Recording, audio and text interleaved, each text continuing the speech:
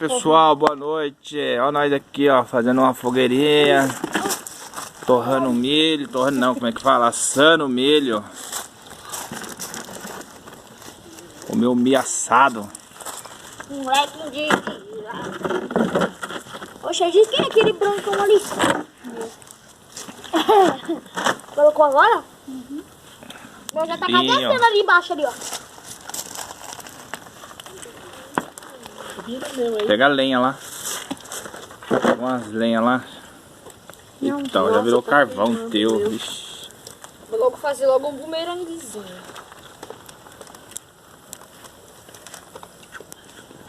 Pega a lagoa, lenha.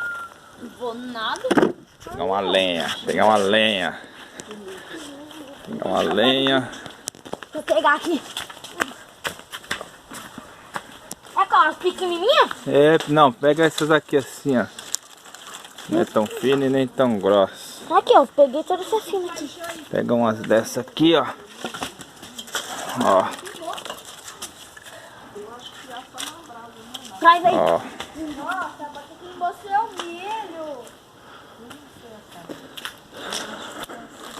Opa, você queimou seu milho. Não é o dele? É igual marshmallow. É igualzinho marshmallow. Foi assim. Eu não sei colocar madeira não, coloca aí. Meu tostou.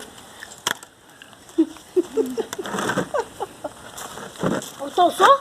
Então já tá pronto o seu. Então, mas eu sei lá, tá meio cru assim. Aí eu sei, então, na Você brasa. também não grava, Gu? Maria, você torrou seu milho. Olha, galerinha, tá aqui. Tá dando um barulho. Mas eu acho que fica assim mesmo. Algumas partes. Quero me der sério, meu amigo. Milho assado na fogueira. Queimado. Não consegui abrir isso. Gravar os ovos. Pedro, a Bi. Aí, galera. Anarquia que era aqueles ovos.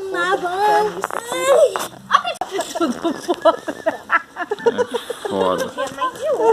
Vai ter que editar. Tem uns personagens aqui, ó, querendo se aparecer no meu vídeo aqui, ó.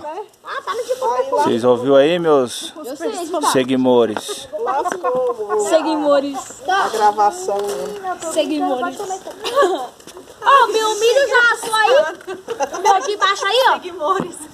Preto, seu porco. Nossa, piscina. Ó, meu milhinho. Antônimo. Nossa, tá cheiroso, tá cheiroso. Seguimores. Você é o personagem que quer aparecer. É, isso aqui tá parecendo aquela vila do Carlinhos Maia, cheio de personagem. Ah, é? Eu mesmo quero aparecer, tá certo. Ô, você nem mexeu o meu aqui, já tá como? Ruinzão. Fala aí, seguimores.